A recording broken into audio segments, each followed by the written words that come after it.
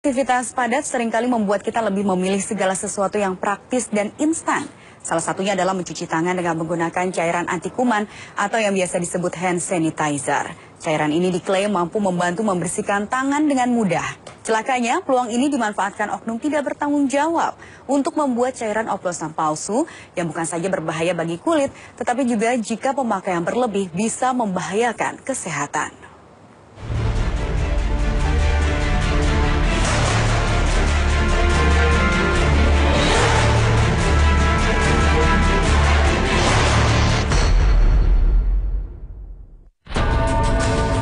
Di zaman modern yang serba mudah, hampir semua cara dilakukan atas nama kepraktisan, termasuk dalam masalah kebersihan. Di kekinian, siapa yang tidak mengenal cairan anti kuman atau biasa disebut hand sanitizer? Cairan ini banyak dipakai untuk membersihkan kuman tanpa menggunakan air. Semua kalangan, mulai dari anak-anak hingga insan dewasa, menggunakannya sebagai pembersih yang diklaim mampu membunuh kuman dengan cepat dan mudah. Hand sanitizer adalah cairan sejenis gel yang berfungsi membersihkan tangan dari kuman, bakteri, dan virus. Kemasannya yang mungil membuat hand sanitizer disukai banyak orang karena kepraktisannya. Apalagi kini menjamur bentuk-bentuk hand sanitizer yang lucu, sekaligus dapat dijadikan sebagai aksesoris di tas. Namun siapa sangka, di balik modelnya yang lucu, cairan pencuci tangan ini menyimpan bahaya bagi kulit manusia. Gejalanya mulai dari gatal-gatal di kulit hingga iritasi yang tidak kunjung usai. Aku punya dua. Awalnya sih makanya biasa aja, emang biar praktis kan, terus juga enak baunya. Tapi terus pakai yang satunya lagi, aku dikasih, itu tiba-tiba jadi gatal-gatal gitu. Kan saya cobanya berganti-ganti merek dan berganti-ganti jenis juga. Terus kalau misalnya mungkin karena merek yang nggak cocok, itu pernah sampai yang kering banget sih tangannya. Terus kayak pecah-pecah gitu, akhirnya ganti ke yang lain, coba-coba lagi.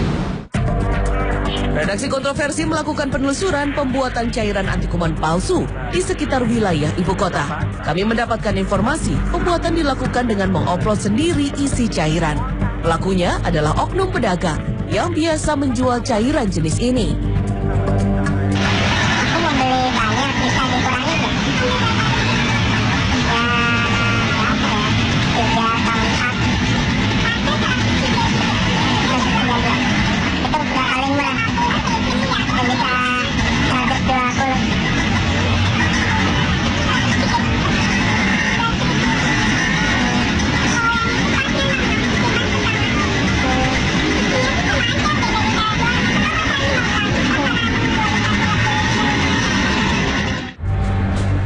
Kami juga mendatangi salah satu toko yang melakukan pembuatan hand sanitizer palsu. Dari sang penjual bisa diketahui betapa tidak terjaminnya kandungan hand sanitizer palsu hasil oplosan ini. Jadi ada botol kecil ini ya.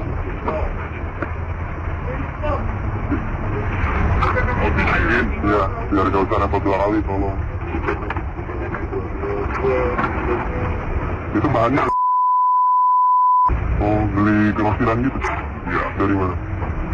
Ada yang nganter. Oh, boleh tuh. Dan tanpa sungkan, sang pelaku mempraktekkan pengisian cairan anti kuman palsu. Ada gula, ada semut, ada permintaan, ada penjualan. Pedagang yang kami datangi mengaku sudah menjual hand sanitizer oplosan ini selama 2 tahun terakhir. Faktor ekonomi mengemuka di balik praktek nakal berbahaya ini.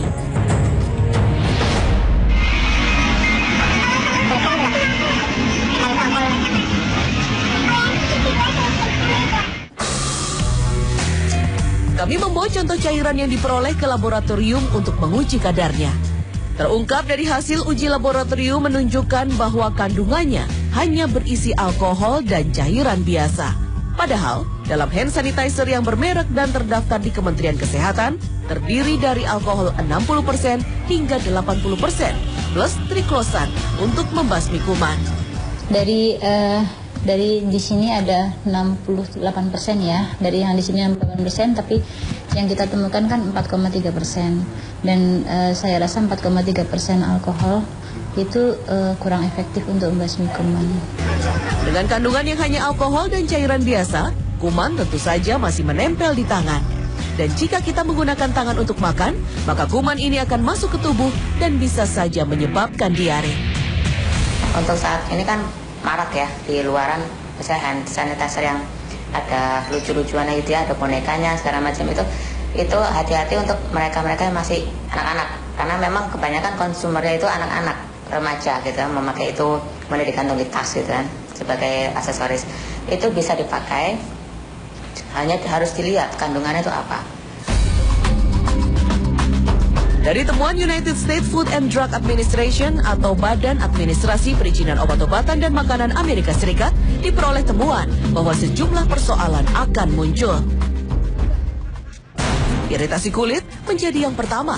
Kulit menjadi gatal dan panas di sekitar tangan hingga organ vital. Berikutnya adalah kulit menjadi super sensitif dengan sinar matahari. Pemakaian cairan pembunuh kuman dengan berlebihan juga membuat tubuh rentan infeksi. Pemakaian cairan pembunuh kuman juga berakibat negatif bagi kelenjar gondok. Dan terakhir adalah bahaya persoalan pernafasan dan reproduksi karena campuran bahan-bahan kimia dan parfum yang tidak diketahui takarannya. Ya tentu saja bahaya karena kita juga nggak tahu bahannya itu apa. Nah itu lebih bahaya lagi kalau misalkan digunakan pada orang-orang yang mempunyai itu. Ada turunan alerginya, ada turunan asmanya. Jadi kulitnya jadi ngelupas semua, terutama di ujung-ujung jari tangan. Dan kering. Kalau untuk mereka-mereka yang tidak mempunyai turunan asma atau turunan alergi yang kita sebut sebagai atopi, itu nggak apa-apa. Paling juga kok kering ya. Atau mungkin terjadi infeksi kulit yang lain, kontak terhadap sesuatu yang kita nggak tahu bahannya apa, yang abal-abalan dari Mas bilang. Mencuci tangan dengan sabun masih menjadi salah satu kunci hidup sehat. Hal ini perlu disadari karena tangan menjadi media potensial bagi kuman untuk menularkan berbagai jenis penyakit. Kebiasaan masyarakat ini harus diubah. Mencuci tangan menggunakan sabun dan air mengalir masih menjadi cara paling efektif untuk membunuh kuman. Apalagi, penelitian dari London School of Hygiene menyebutkan mencuci tangan dengan sabun terbukti masih ampuh mencegah diare sekitar 40 hingga 60%.